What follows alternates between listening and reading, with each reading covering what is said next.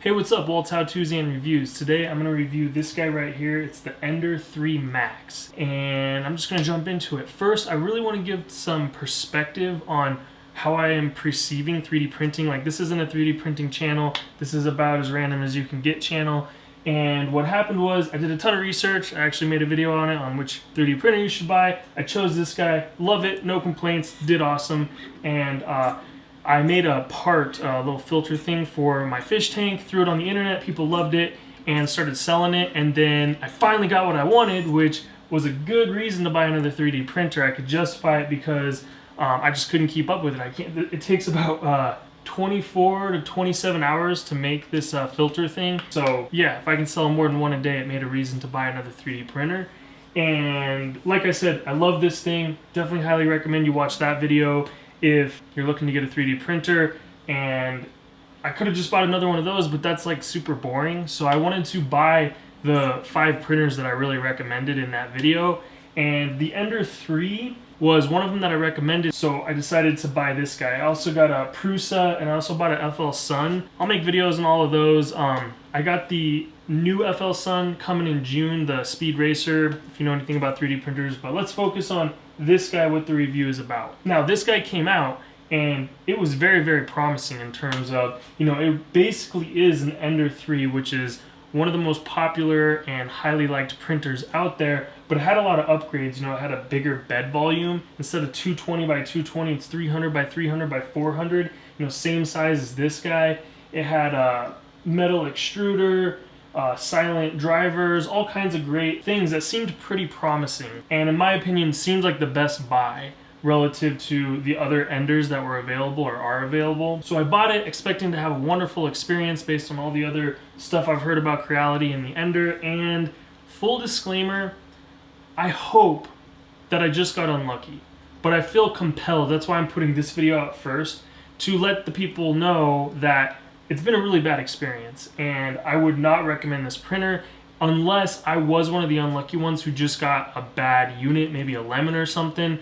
So let me just kind of walk you through what happened. So put this thing together, really excited to use it, start printing, and it immediately clogs. Now, the great thing about Enders and Creality is so many people have them. You just do a quick Google search, why do these things clog? A bunch of different likely things. One thing that I thought would help, and I did, was the Luke Hatfield hack, I think they call it, where basically you just use a little washer to make sure the PTF tube that goes down to the hot end can't move. So I did that, started printing again, and it jammed again.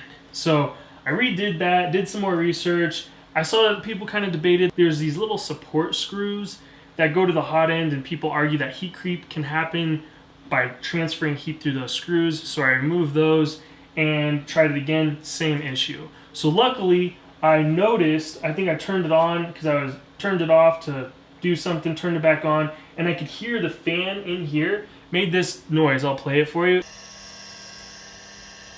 What's funny is when I touch it with my finger,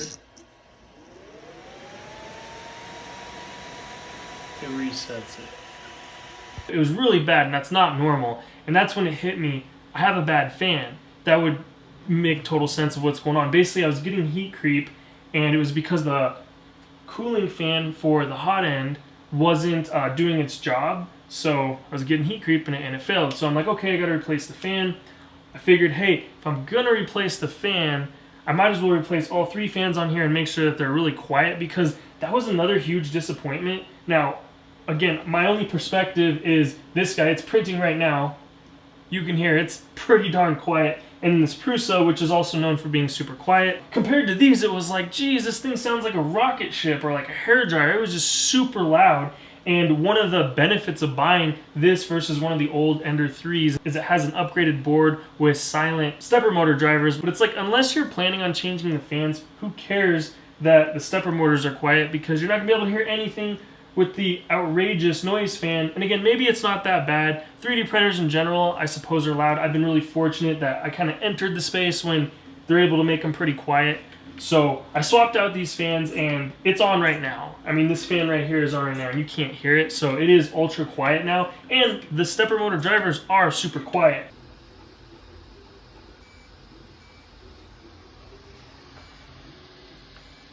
It's pretty quiet. It's pretty good.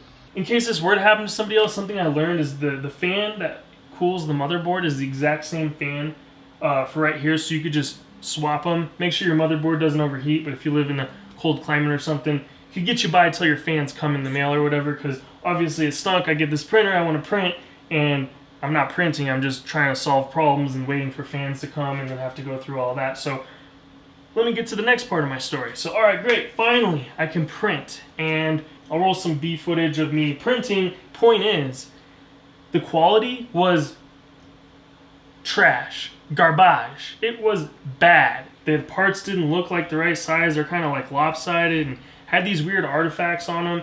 And then on top of that, I'll get a close-up of an actual like photograph in case this doesn't show up on camera. But this is a PETG, and it's like, okay, we've got different colors. It's like lighter, darker, shiny, matte, gloss, and really what that is showing is that the temperature is changing while it's printing.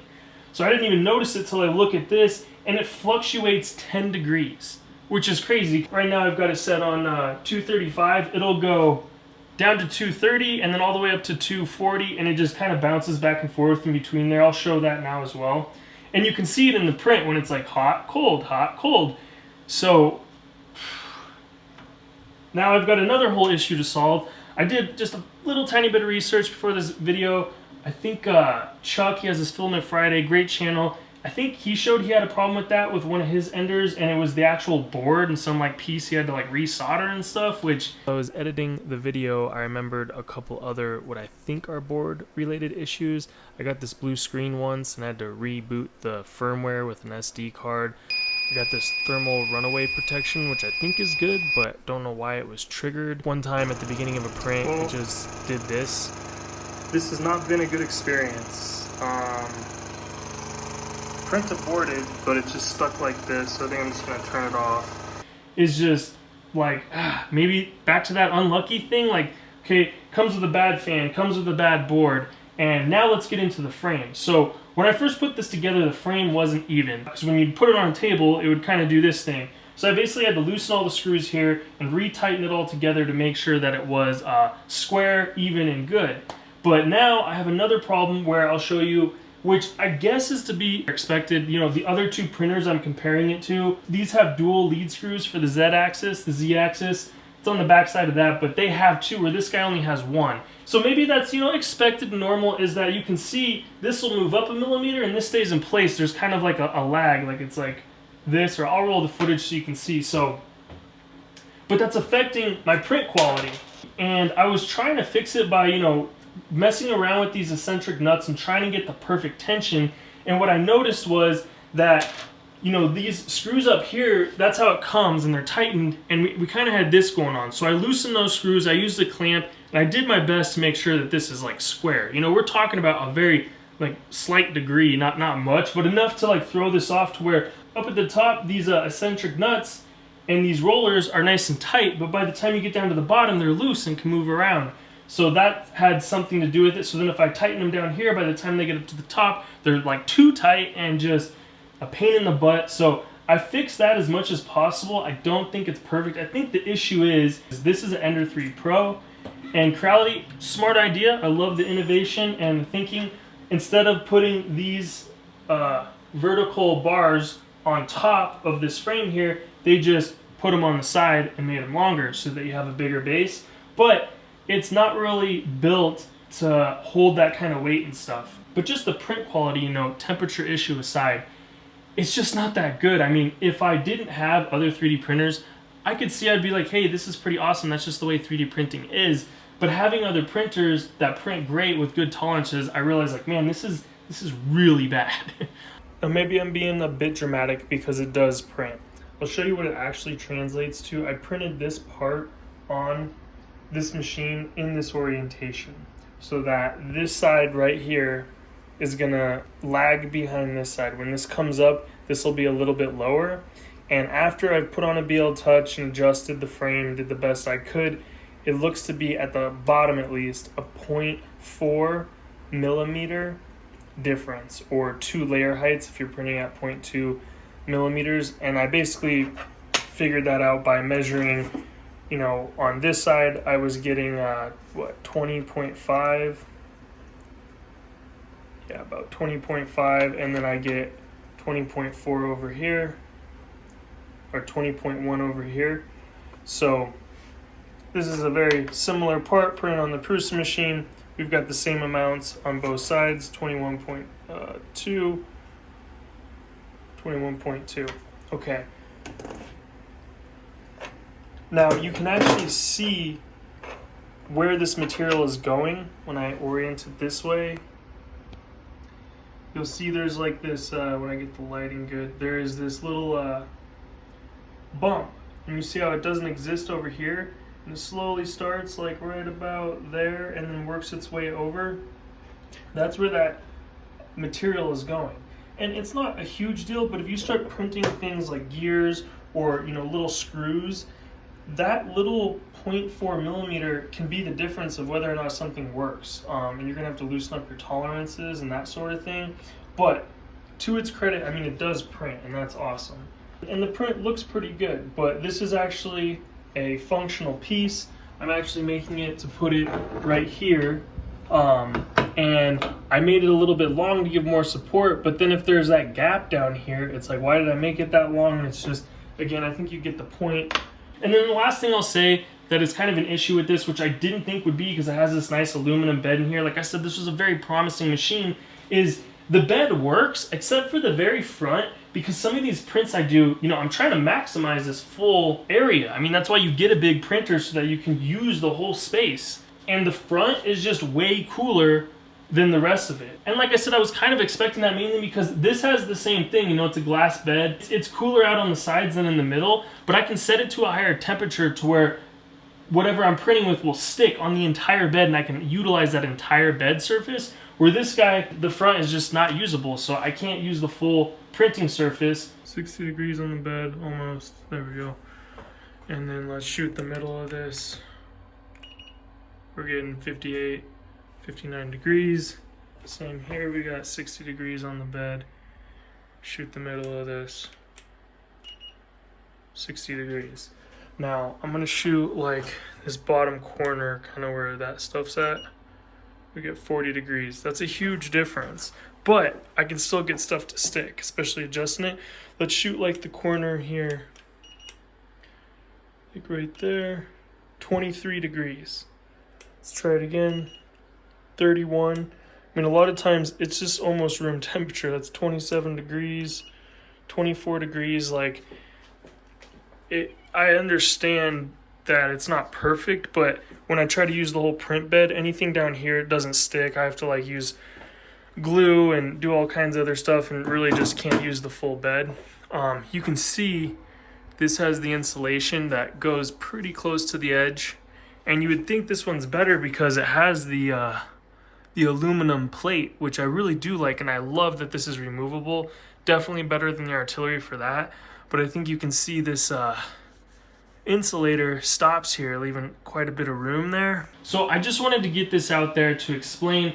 I would be wary of buying this. If you're looking for a Creality Ender 3, maybe go with the version 2, maybe go with one of the older ones. And honestly, I saw that like Vox Lab Tequila, probably said that wrong, I'll put whatever it actually is called, came out, and that's like 180 bucks. And that's basically a clone of the Ender 3 V2, but for the price of the original Ender. And the reviews I saw on it and stuff seemed pretty promising. It's a different machine, you're gonna have different settings. Not as many people have it, so you know, maybe it'd be safer with the Creality, but that's why I think I just got unlucky, because I've seen so many positive experiences with the Ender 3, the Ender 3 Pro. I just assumed the Ender 3 Max would be great, and maybe it is great, and like I said, I just got a lemon. It was just really unlucky, but I felt compelled to let people know, because if I put myself in their shoes, they buy their first 3D printer, they're excited, they put it together, they start printing, and it immediately fails. You know, it actually would print for like maybe an hour, and then you get heat creep and it jams. And then you're trying to troubleshoot that. And if it's your first printer, like I might have just given up and been like, man, this 3D printing thing stinks.